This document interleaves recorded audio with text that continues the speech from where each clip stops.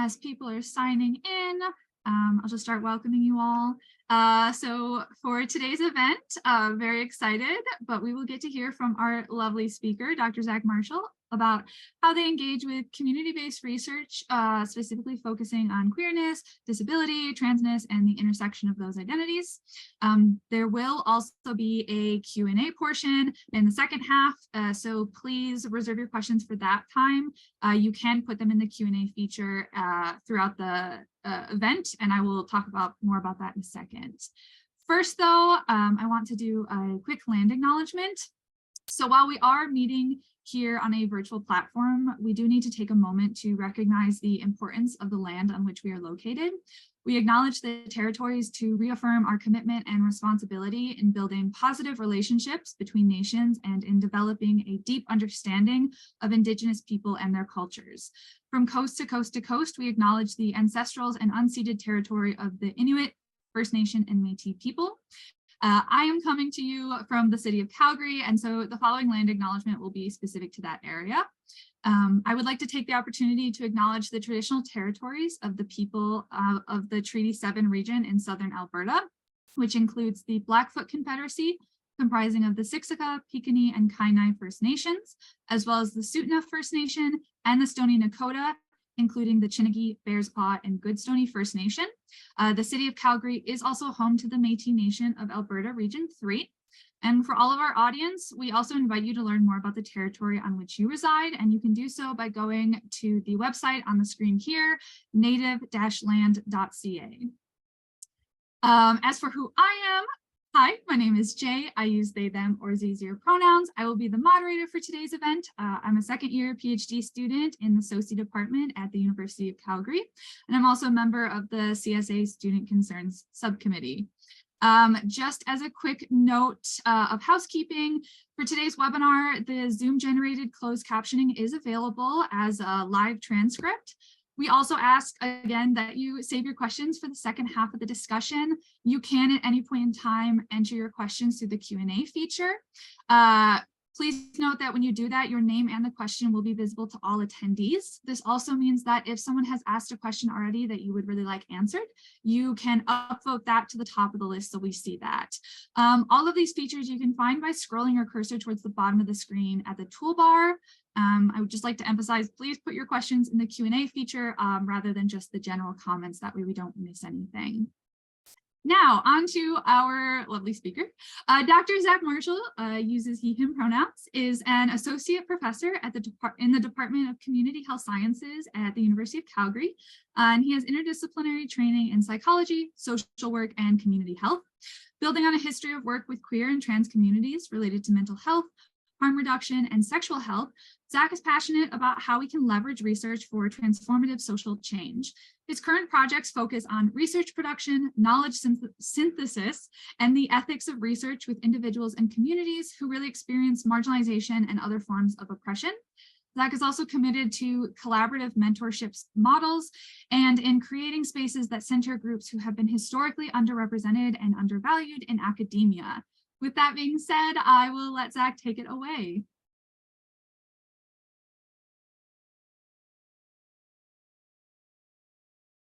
Awesome. Thank you so much. I'm so thrilled to be here with you today, joining you from McKinsey, also known as Calgary. I'm going to just share my slides here. I put together some slides because I thought that, well, for one, it helps me to stay on track, but also I have maybe some visuals that might be interesting for folks. And as Jay said, thank you so much, Jay, for inviting me to speak. And as you said, we'll have lots of time for conversations, dialogue. To me, that's what's really the most interesting. But I'll just share a little bit of my background with you now. So there we go. I'll make sure it looks properly. There we go. Okay, great. So I was really mulling over this question of the intersections of queerness, transness, and disability. And I was like, oh, there's so many interesting things to say about this, including I feel like I sit at this intersection for me as a human, but also there's so much great work going on in this field. So I am based in the Department of Community Health Sciences at the University of Calgary. And as Jay said, I have interdisciplinary training, but I'm also not maybe a typical academic in that I worked a lot in between my degrees, often in really community-based organizing and also providing community services with 2S LGBTQ young people, primarily related to mental health. So I only actually finished my PhD in my late 40s. And so I feel very fortunate to be able to bring this combination of experience to the work that I do. And it probably really shapes the work because I've been, a partner in a community-based research project. I've been a participant, and I've sort of come to this in many different ways. So I think that's probably what will come across, and maybe why I have some different thoughts about this than others. So in looking at these interconnections between disabilities, queerness, I added transness because for me, queerness doesn't always include transness, and I'd like to be deliberate in our language. And even in transness and queerness, we have such diversity within our communities. And so this could probably look like a much more complex Venn diagram than you see here. But I wanted to put this here to say, for me, if I'm working with any of these communities, I am likely working with all because they are so interconnected. And I was thinking, oh, what research do we have that shows us this? And I was thinking, well, Transpulse Canada is, so well known, and they had such a large sample in all the work they've done. But most recently, I think they had 2,800 trans, non-binary, and gender diverse folks from across Canada who participated in their survey, which was, I think, in the late like 2019, and they started to release results in 2020. So on their website, and I put the website here, they've got all these great reports. For those of you that don't know, a lot of community accessible reports. They have copies of slide presentations, and also more sort of peer-reviewed academic presentations. But I found it helpful to take a look at this because we see that here, when we think about sexuality in relation to, I'll just say broadly, trans communities in Canada, we have a range of sexual orientations, as they put it. So lots of folks identifying as queer, pansexual, bisexual, lesbian, gay, and some, of course, also as heterosexual. But we have such a diversity in terms of our sexualities, but also in relation to disability. And I'm sure many of you know this, but we see from here that 43% of the respondents identified as psych survivors, MAD, or people with mental illness, 30% as neurodiverse, 19% identified as disabled or living with a disability. I think it was 20% of people experience chronic pain. And so there's a lot of, as I said, interconnection. So for me, as I said, when Jay asked me to talk about this, I was like, oh, what projects have I been involved with that are, really center, say, queerness and disability, or queerness, transness, and disability? I started thinking, oh, well, so many of them do, and it's partly because of who we are. So as we think about this, I've also been considering a lot more what it means for us to come to this as lived experience researchers who are at these intersections of queerness, transness, and disability. And I'm not sure how many of you are also coming to this from those perspectives. And you may also have additional aspects of your identities that you are bringing.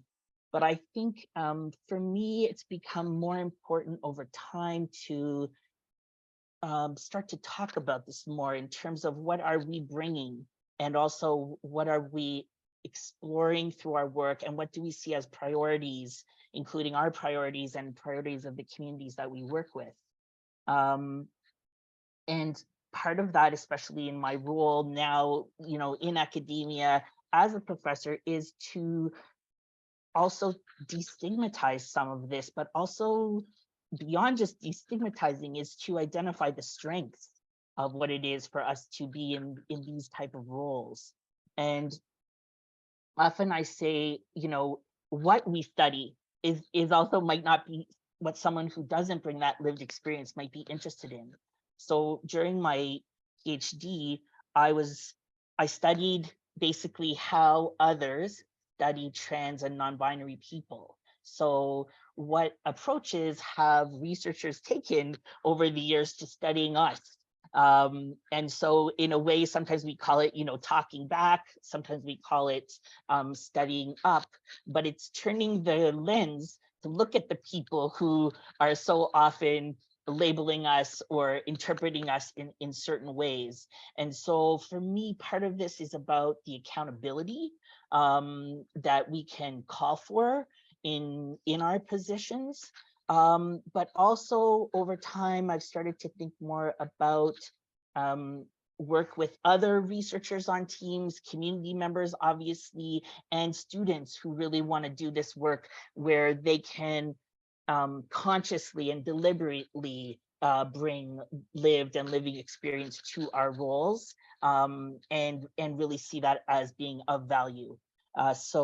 And a priority. So I kind of wanted to put that out there because I feel that's part of my lens that I'm quite focused on, especially over time, for a range of reasons, as I mentioned. So I thought it might help to tell you about one project that I was involved with. I'm not going to go into tons of details. I more want to talk about maybe some of the logistical, sort of philosophical approaches we took to doing the work.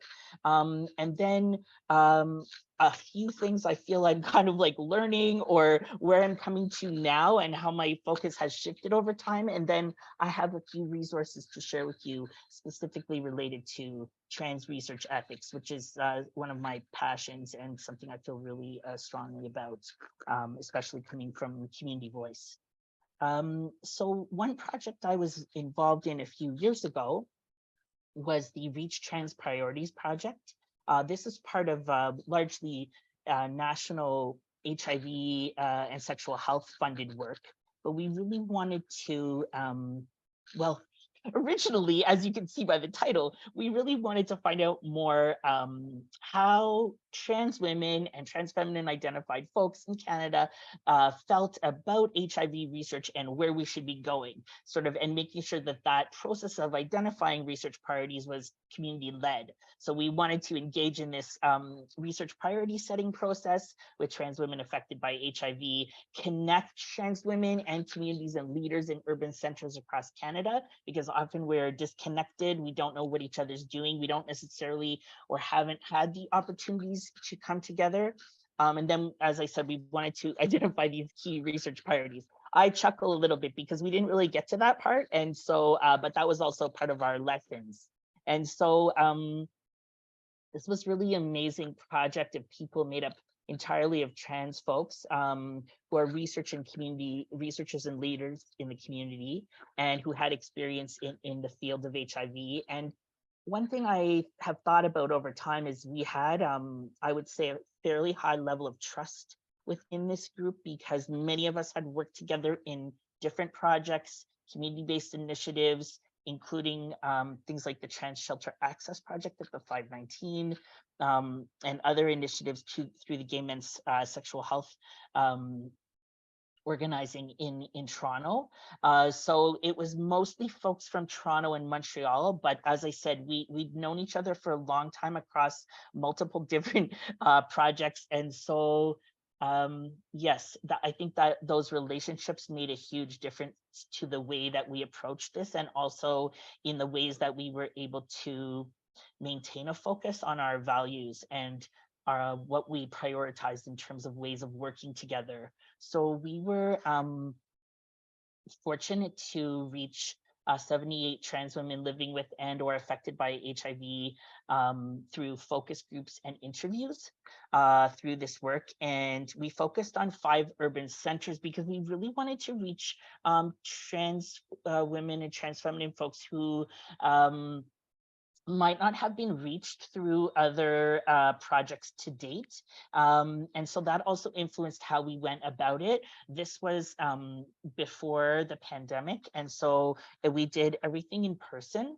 Um, all of our team that was involved in the data collection process were identified as trans women themselves. So myself and one of the other researchers who's not a trans woman, we were not involved in the data collection. We were very much involved in terms of thinking about the process, but we did not lead any of the data collection initiatives, the recruitment, the partnership development. And so for us, that was very important in thinking about who's driving the way the project unfolds, who's the face of the project, and who's connecting with community members, and how do we also think about diversity within communities of trans women.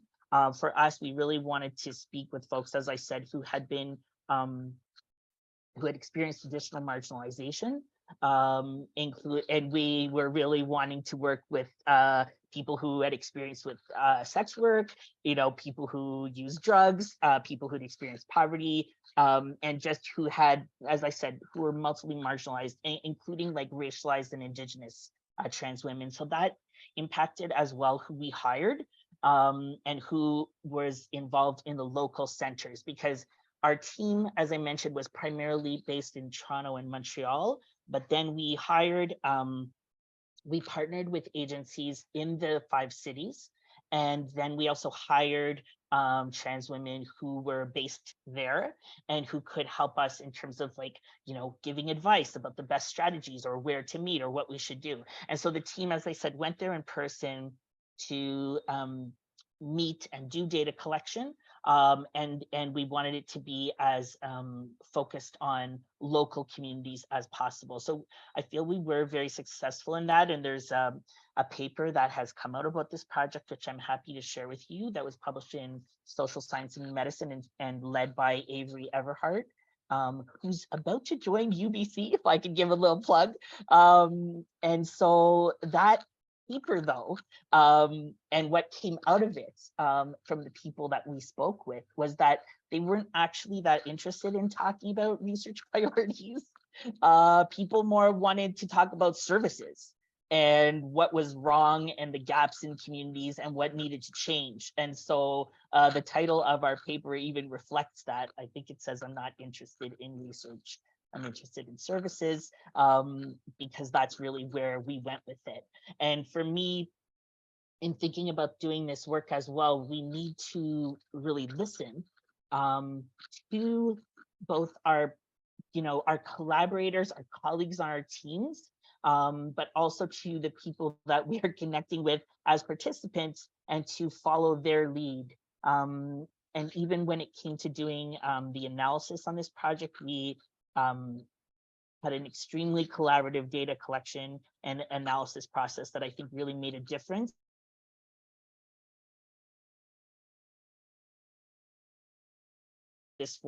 We realized pretty quickly that that is not what people wanted to talk to us about, and so we really went from there. So this is just one project, but I wanted to kind of share it as an example, because there's certainly a lot of things to think about in doing it, and the need for flexibility, but also humility when we do not necessarily get the results we think are important. So coming back to the lived experience researchers piece, I want to go through, I'm just going to show you, this is a slide I thought you might find interesting. And also, as I said, it helps me organize my thoughts. But in addition to actually conducting research, I've started to get more interested, as I said, in thinking about accountability and maybe sort of larger questions, although maybe large is not the right word, but broader questions about what we do when we do research, how we actually engage in this work, and as I've said here, what works for us as lived experience researchers and for the communities and our communities that we work with. So for me, this has involved partly doing things like evidence maps and systematic reviews, but more to document and to witness the type of research that has been conducted, the methods, that type of thing, but also to think about how we can improve these approaches through, say, better study design, study designs that work for us, as I said, but and for our communities. And then moving from study design to also think, well, maybe I'll say a little bit more about study design.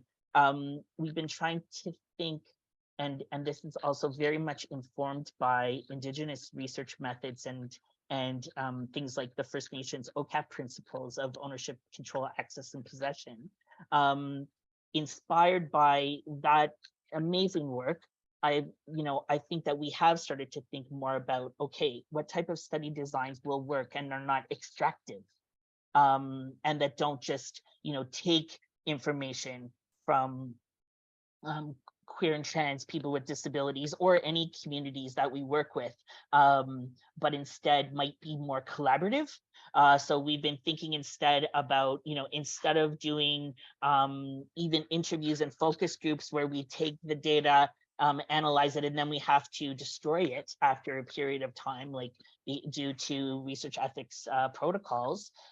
Instead, we've been thinking, well, could we do this more as a form of an oral history that then becomes an archive, obviously with full consent of our participants? Could we think of more collaborative methods like collaborative autoethnography or collective memory work that position us as lived experience researchers in a different way in relation to the communities we are working with?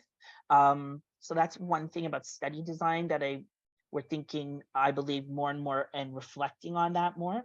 And the idea as well as stated in First Nations OCAP principles about who does this information and these stories and these experiences, who does this belong to, and where does it even need to be kept and stored, and who can access it? All of those type of questions are really key, I think, especially when we think about our roles and developing and maintaining accountability and trust. If we think as well about data collection tools and tools for analysis, I think part of that is about where are we, and I say we as in queer and trans people with disabilities, where are we seen and reflected in the tools that we use? And do they work? Do we see ourselves there? Do we see our communities there? Do they work for our communities? So we've through Thriving on Campus, which is a project led by Michael Woodford in Toronto, that was focused on 2S LGBTQ university students in Ontario. We did some work and have been doing some work to develop a better questions to make space for people to identify their gender expression, because a lot of times those were sort of like these weird continuums that would say like masculine, feminine at one end, or they would only ask about masculinity and femininity. So we've been trying to improve those tools and do research even to evaluate what people think of them first, and then if they're effective, and then how to use them in the data analysis process. And I think, I've been so fortunate in the students as well that I work with. One of the graduate students, PhD students I work with, has been talking to me about, and I won't name her just because I don't have her permission at the moment, but she's been talking to me about the importance of methods that are also accessible for us as researchers, because depending on our own circumstances, we might not be in a position to say that, oh, I can do interviews at any time scheduled in advance. That might not be feasible for our own access needs. And so this piece about also thinking about accessible research methods from the perspective of both the communities we work with, our so-called participants, the leaders we engage with, our teams, and also for ourselves, I think is a key piece, because that also helps to make visible our place in this. Not that we're centering it, but we do need to acknowledge that we may need something different than what has come before. And the other thing is, for me, again, comes down to ethics and the idea of ethical collaboration. So on our teams, who who holds leadership roles? How do we attend to decision making? What are the paid roles? I'm obsessed with pay in community-based research, especially pay and labor practices. For me, I'm like, okay, are we paying people? Is it equitable? How are we acknowledging people's contributions beyond just thanking them, for how they're contributing? And the other piece of course is accountability. So I'll just show you one other slide here that I thought might be helpful. I don't know how many of you have seen the CPATH ethical guidelines for research involving transgender people and communities. They were released in 2019. And this is the Canadian Professional Association for Trans Health. We spent about 5 years with an amazing team, and all the authors are listed there in the document. And we spent about 5 years developing these guidelines through a really awesome process of consultation at a few national and international conferences, and then returning to those groups with draft guidelines and getting feedback. We also sought feedback through an online system.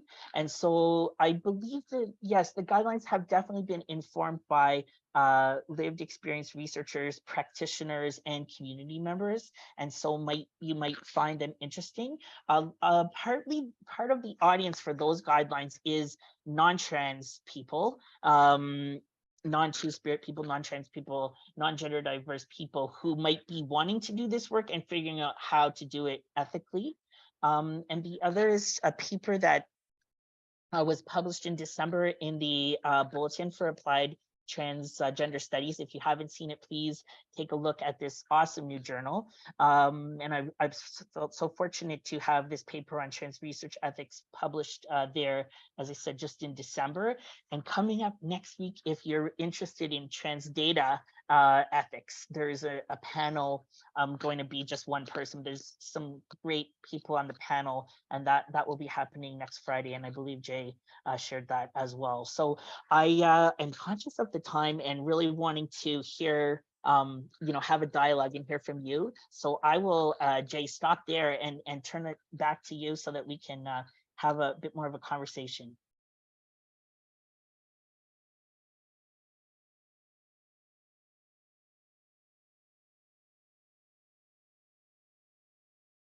Excellent, excellent, excellent. So that was an amazing little blurb there. Amazing.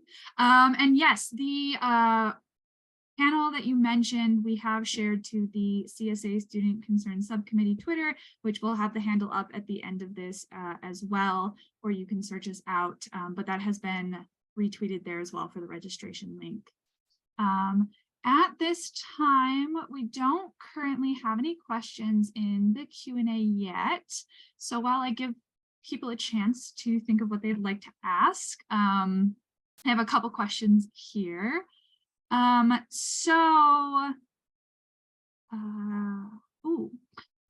touched on this a little bit, but we did have a couple of our registrants indicate that they were really curious about, like, if you are straight, cisgendered, able-bodied, how could they effectively either mentor students from these groups and identities, or also do research with people from these identities in a safe and inclusive way?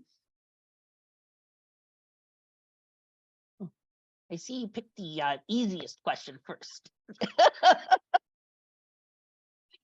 Oh, no, I'm just joking, but thank you. It is a great question, because the thing is, I don't know, as I said, how many of you here are coming to this, as queer and trans people with disabilities, but there's only so many of us. And so we do need to work together, you know what I mean, in solidarity. It's so important. And so I always sort of come back to, where did the ideas come from? And did someone ask you to get involved? You know what I mean? Or, was this just you were sitting one day, on the bus and you said, oh, I'd really like to know more about what, trans people think about this, versus, it's somehow coming from the community or people with disabilities. So I think for me, it's more about the partnerships and the relationships.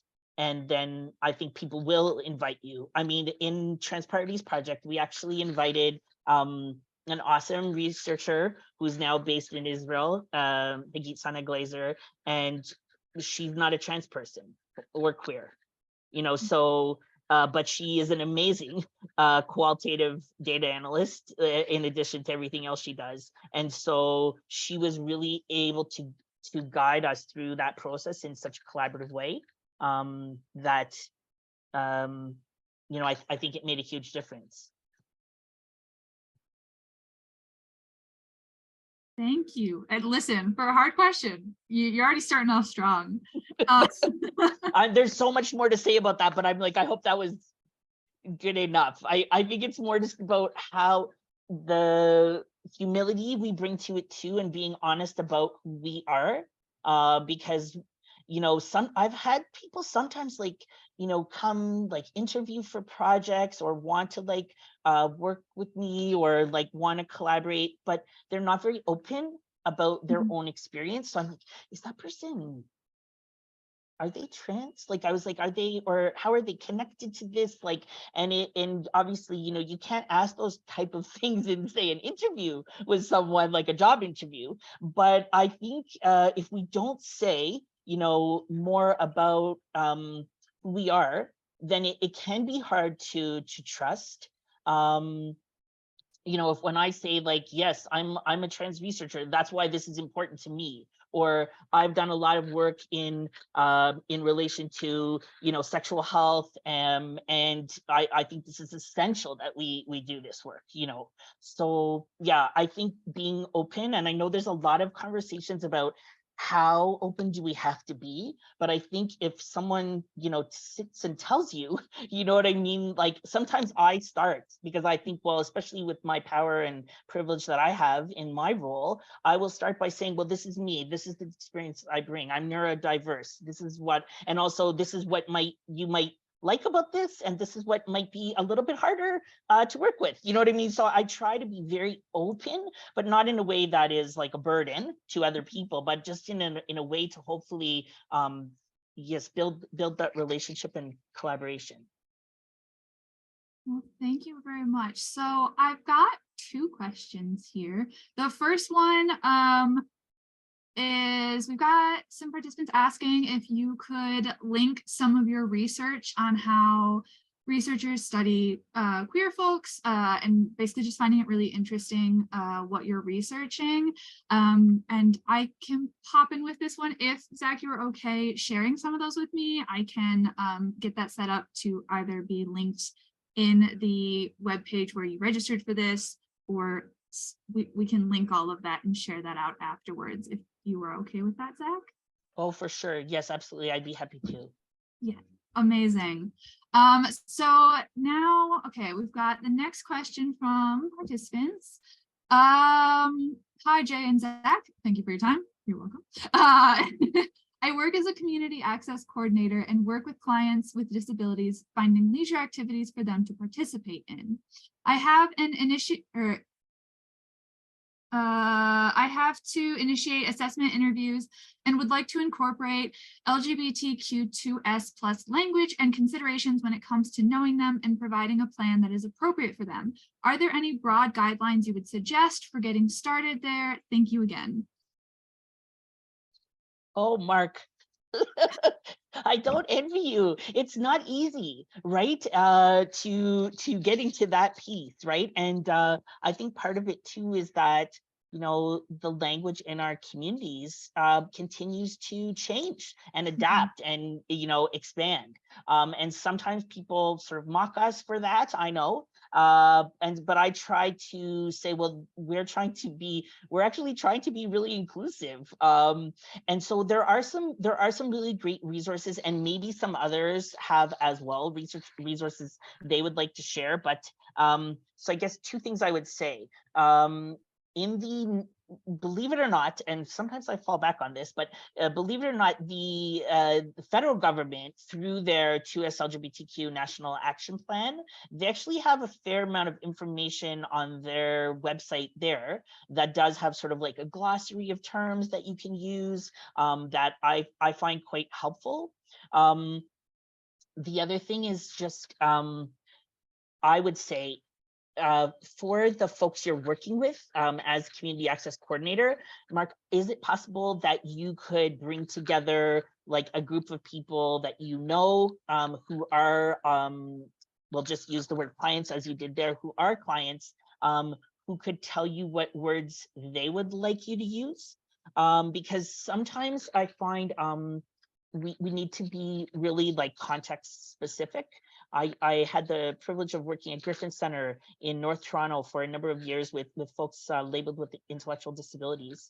And we did a lot of work together through an amazing, super inspiring project that was called Sprout, and also Compass. And there's a documentary. I'll share these things, Jay, with you. There's a documentary we made called Our Compass. But through that, if we wanted to, we always did things like presentations very collaboratively, but we talked through like, what language do you think we should be using? You know what I mean? What's going to really resonate? What's going to be accessible and clear? So I think depending, we really need to do that. And we also, while I was at Griffin Center, we got some funding to do work called the Reach Out Newcomer Network, that was with recent newcomers from LGBTQ communities.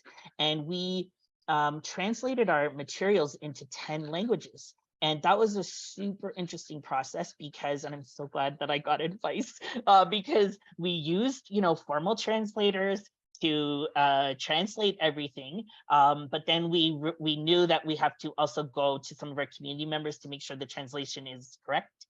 And what had happened is that some of the terms that the translators used were very offensive terms when it came down to it, and were not terms that were being used by community members. And so I would take the same approach, I think, Mark, if feasible, and if not feasible, to if you feel like, well, I don't have that group yet with the clients or the members who are accessing service, is it possible to connect with maybe some other service providers doing that work? That helped us a huge amount. At the time when we first started doing that at Griffin Center, there was an amazing, it's kind of really moves me, but there was this amazing group called the Social Sexual Interest Network, that was operating at the time in Southwest Ontario, and they invited us to come and tell them a little bit about what we were doing. So we went off, with our PowerPoint slides in hand, and our co-presentation style, thinking that we had all the information.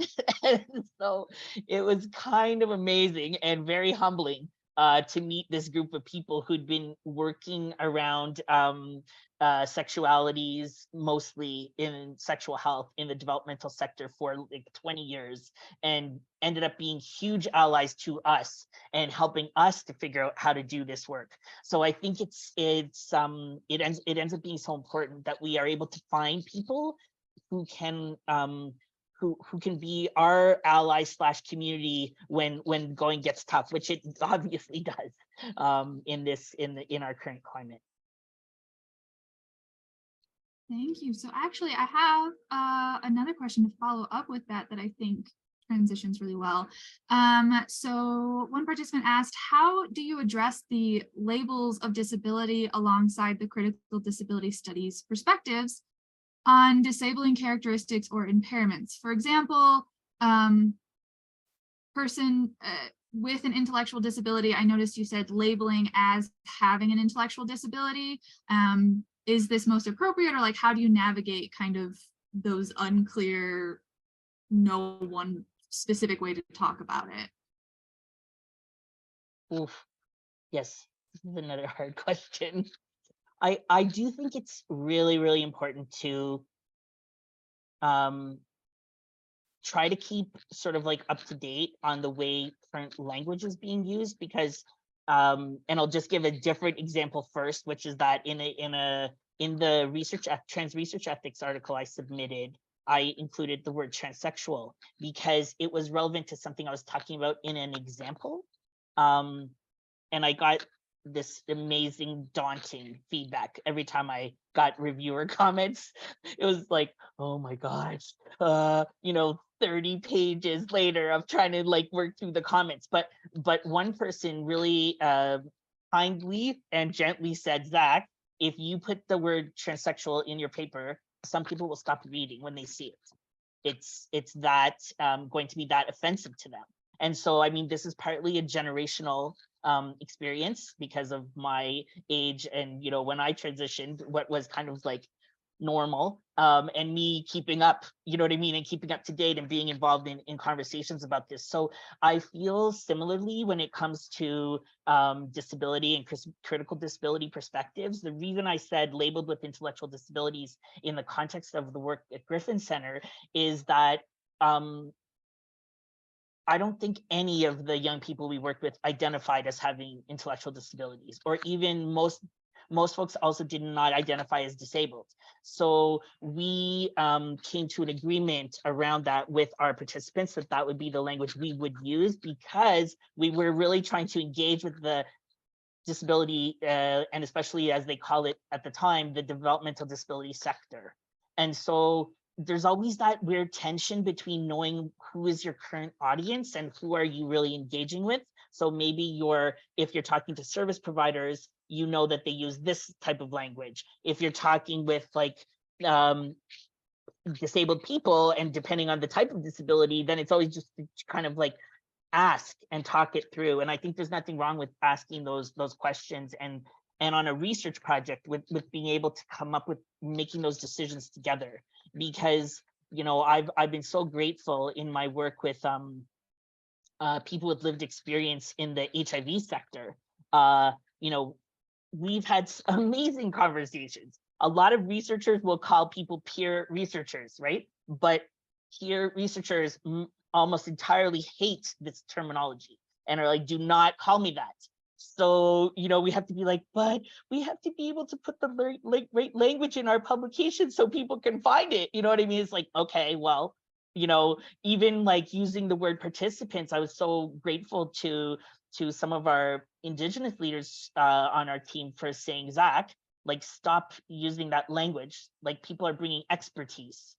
There are experts on our projects, not just group participants. And I'm so grateful to Val Nicholson, for sharing that with us. So yes, I think it kind of comes down to we need to have those conversations with the relevant audiences, and then the other part is listening, you know what I mean, and actually doing it. And if it's hard to explain in a publication, well, we have to explain it, you know what I mean. We can say things like they're formerly called peer researchers, you know what I mean, or a term that used to be used was this, and so then it still comes up in search results, but it is not the dominant language that we use. So yeah, you're right, it ends up getting really, it does get complicated. Thank you. That was actually very interesting, especially because I just came from a conference about trans and non-binary experiences, and we had that whole debate about transsexual and generational differences. So it's always going to be sticky. So we have a question here. Zach, could you elaborate on working as a research team with individuals who are queer and disabled? You mentioned accommodating interview scheduling, but I was wondering about other considerations in constructing research protocols and methods when the researchers and the participants may be at the intersection of queerness and disability. Yes.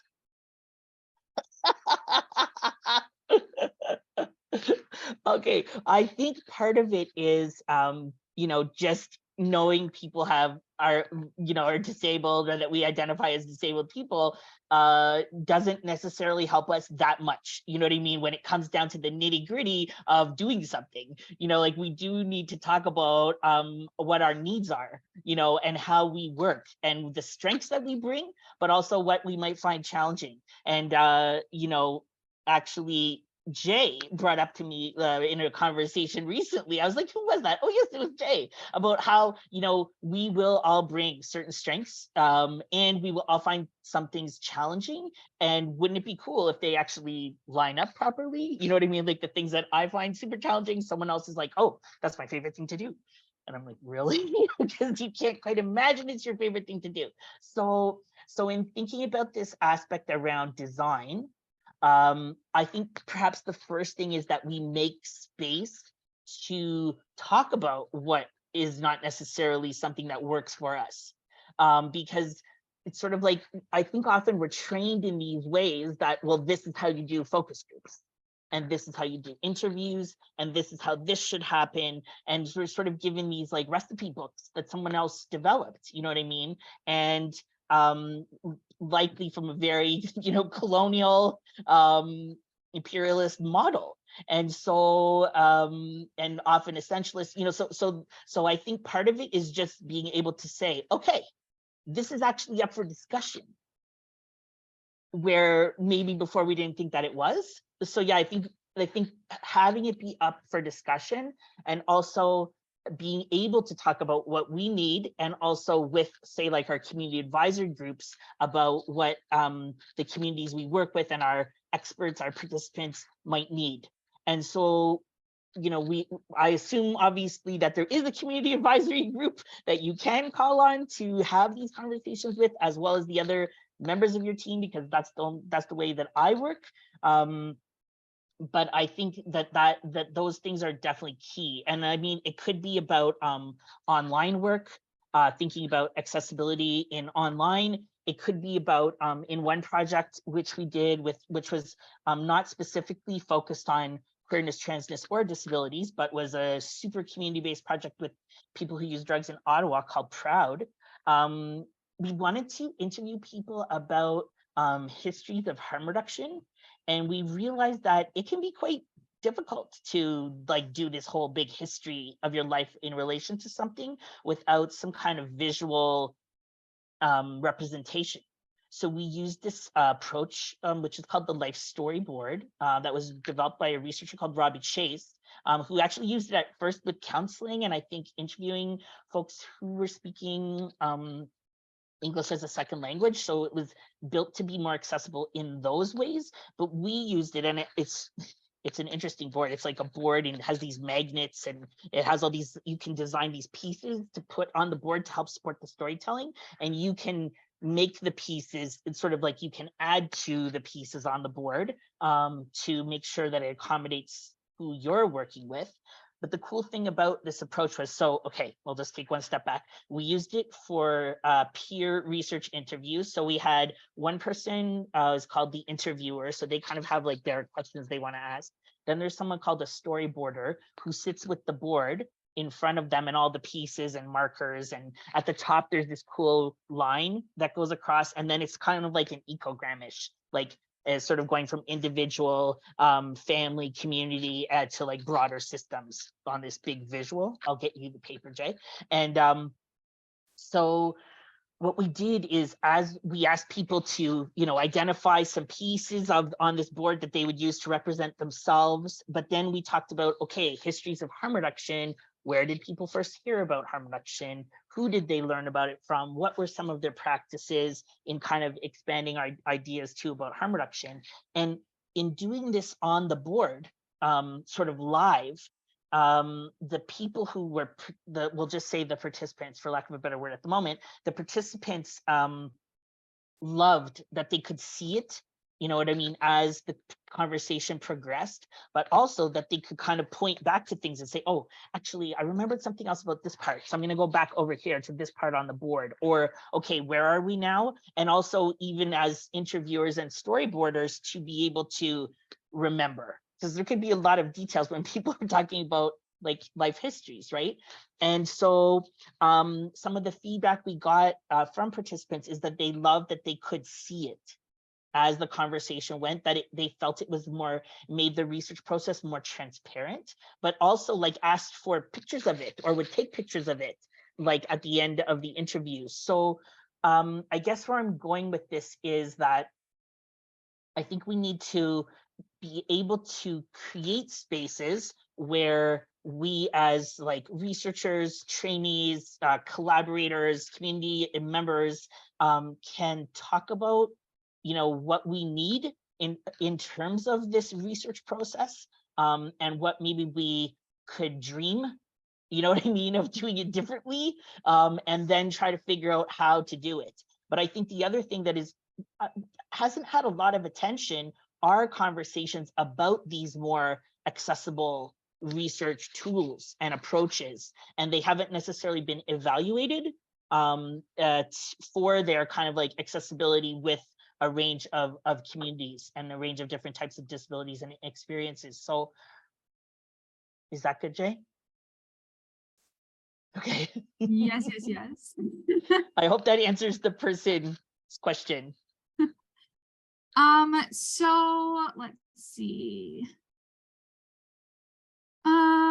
So we've got one question that came up in the registration, which was really because like our relationship as researchers with the communities we work with is so important, especially when it comes to community-based research.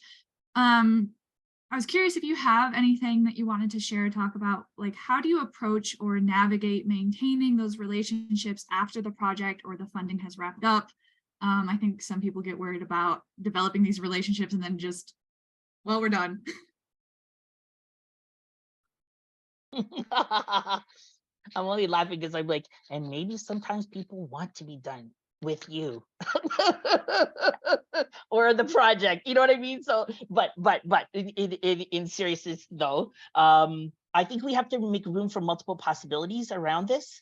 I mean, there's some great research that was done probably 20 years ago now by Sarah Flicker and Brenda Rosh that came out of the Wellesley Institute. These three like gold mines, I still use them. They're like, gold mine is not a good example, but in any case, these three manuals about they were called peer research, talking about all kinds of components like what's needed from a logistical perspective.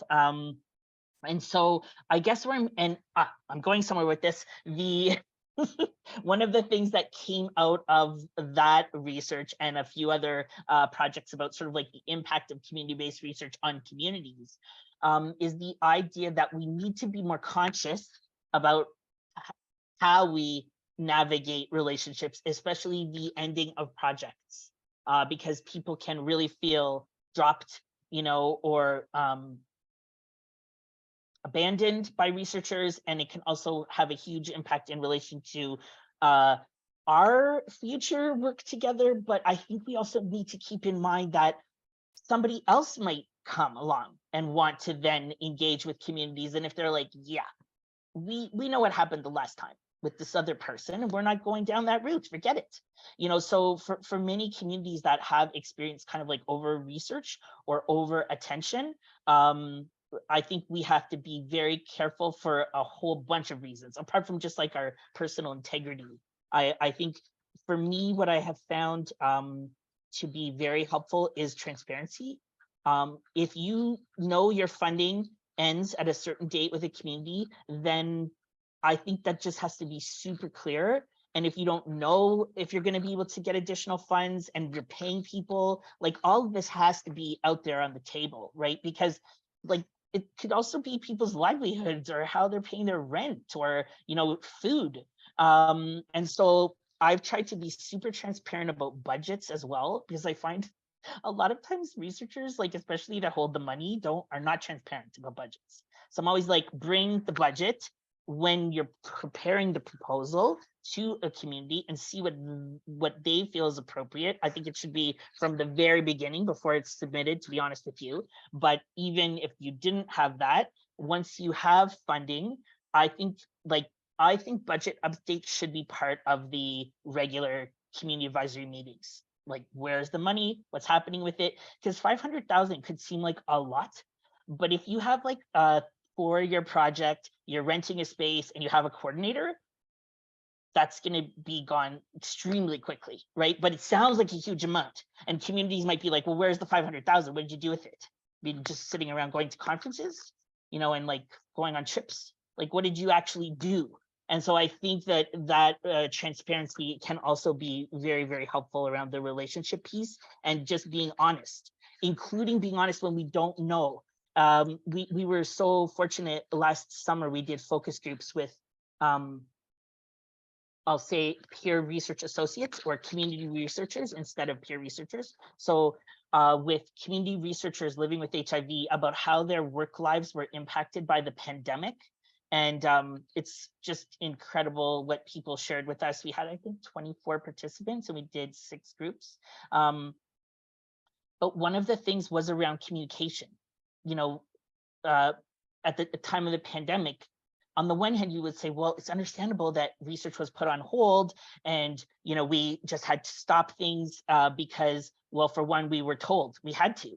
The challenge is that the university researchers didn't necessarily communicate that to community members about what was happening or what they could anticipate, or even just saying, I have no idea what's happening, but this is what we're going to try to do. And conversely, some projects said, you know what, everything is on hold, but what we're going to do for data collection, but we're going to spend this time doing training together as a group, or we're going to come together and we're going to continue to think about like questions that matter now in this current context that we're in, or we're going to I guess that for me is the other thing. It's caring about more than just a single research project. Like if you're actually, if you're part of a community, obviously that helps, but our communities are so diverse anyway. But beyond that, I would say if you're actually in solidarity with people, then it becomes more than just about this one, study. And I don't know if that's kind of like a best case scenario, but to me, like as someone who's been in this work for a long time, like I don't know how else to do it.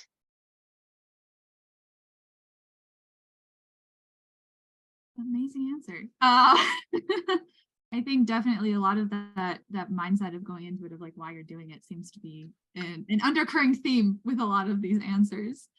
Oh, sorry. I hope that wasn't repetitive theme. No, it's very good. Okay. It's very good. I think it shows definitely that like that's one thing that you have to keep going back to and building a lot of things on. So we have just a couple minutes left. So I thought I would give you a chance to see if there was anything else perhaps with like navigating the differences between an academic researcher having to abide by ethics boards and all these things and abide by certain methods and stuff. But also you have these community members who have their own desires and goals to come out of this. If you have any like key learnings you would like to share with our audience about just existing in that kind of space. I only chuckle because there's so many times that I'm humbled in this work. I guess I would say part of it is about kind of coming back to the transparency piece, but it's even being transparent about what's in it for you, because and what you need. Because like I'm fortunate, I have tenure now, so I'm kind of in a different position than I would have been, say, as an assistant professor. But either way, we have things that we have expectations on us too, right? As in our roles, whatever those might be, as a student, like as a early career researcher, there are things that we are required to do. And similarly, there are things that are required by our community partners, like the agencies and the community members involved with our teams, that are expected of them from communities.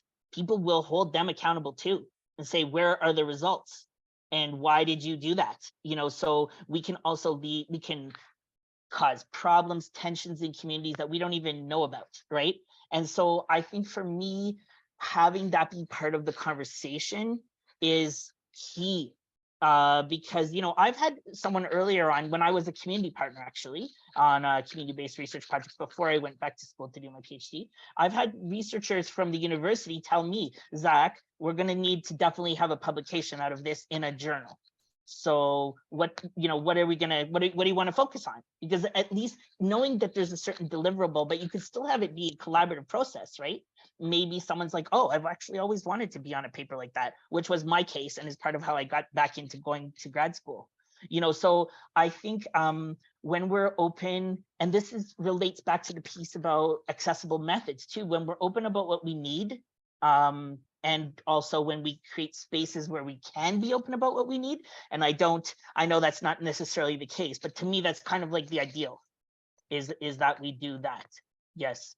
There was a really great question too about the captioning for our compass. Thank you so much about asking about that. And I will check with the team. I don't have a huge amount of contact with them, but I'm gonna totally find out. Thank you for asking. You got me. I was about to ask you about that. But okay, that brings us a little after 12 o'clock. So I think this is a good place to wrap this up. Sherry, do you want to put our social media up on the screen? Yes, so there is our email, the website, and our Twitter. Keep an eye on the Twitter. We will post more information about like resources and things like that there, as well as any up and coming webinars and all those good things. So I'm absolutely not plugging it because I run the Twitter basically at this point. But yes, thank you all for coming so much. Thank you, Zach, for this great discussion.